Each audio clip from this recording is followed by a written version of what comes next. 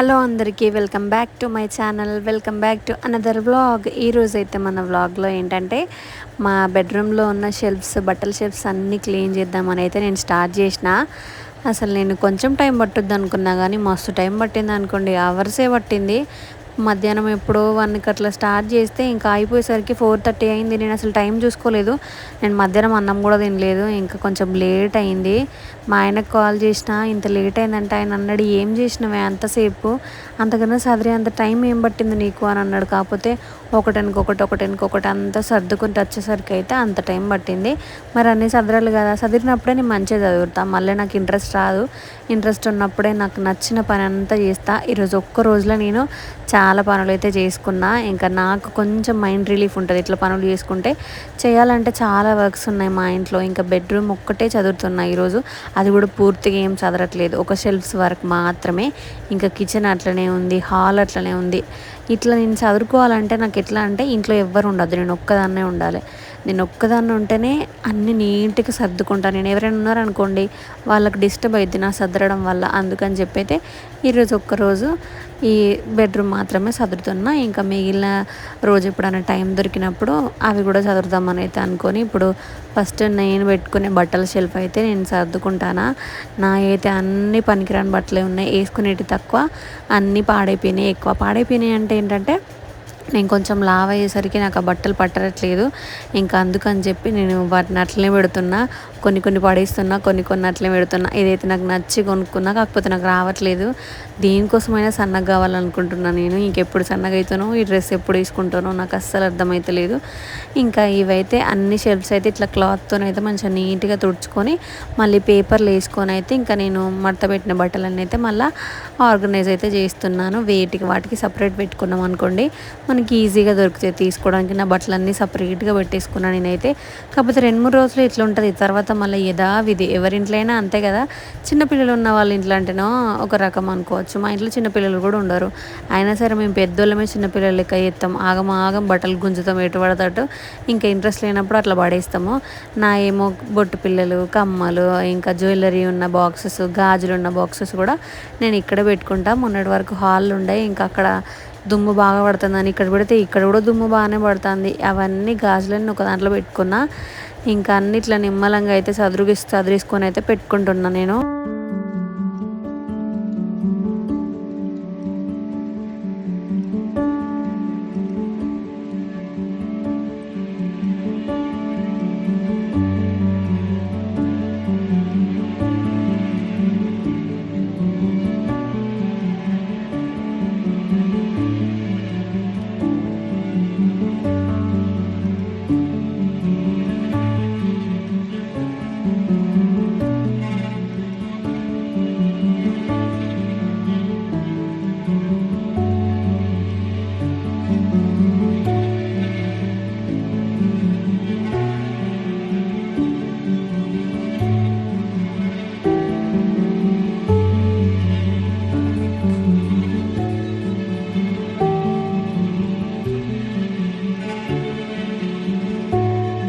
ఇట్లా దేనికి దానికి పెట్టుకుంటాను నేను. అవి కొన్ని రోజుల వరకు మాత్రమే ఉంటాయి. మళ్ళీ 4 రోజులు అయినాక ఏది ఎక్కడ పెట్టిన అనేది నాకే గుర్తుండదు. మళ్ళీ నేనే ఆగమాగం అయిపోతా.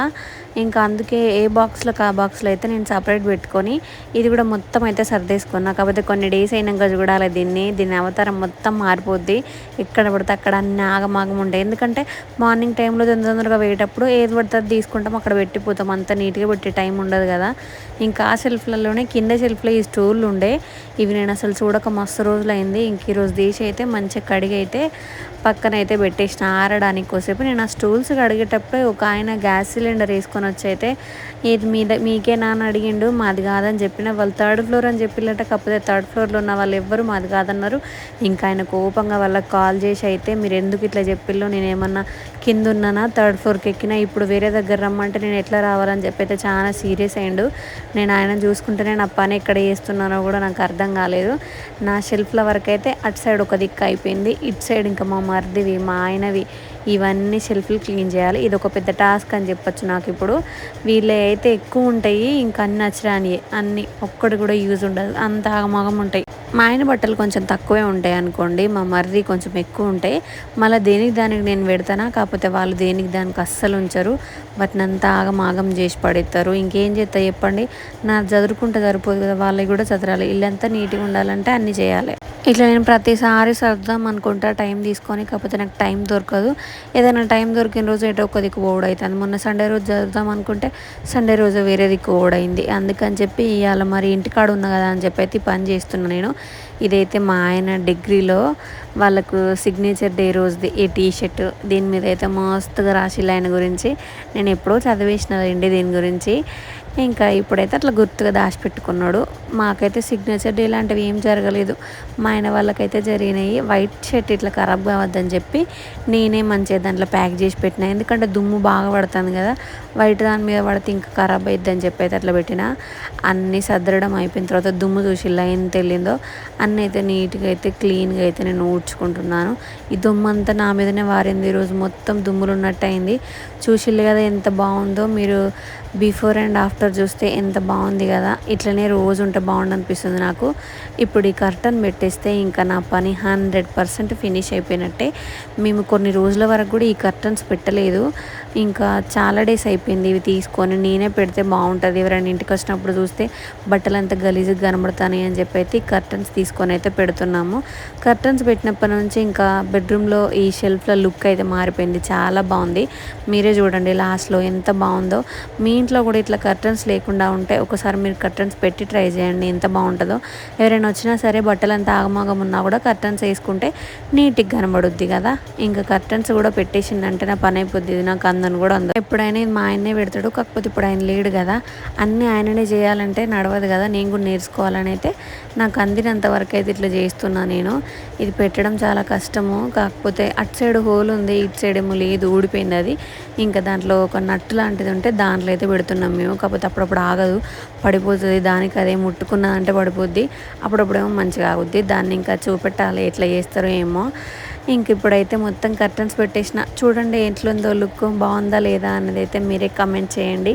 నేను మంచిగా నీట్గా సదిరినా లేదా అనేది అయితే కామెంట్ చేయండి. నా వర్క్ అయితే ఇంతటితో కంప్లీట్ అయిపోయింది.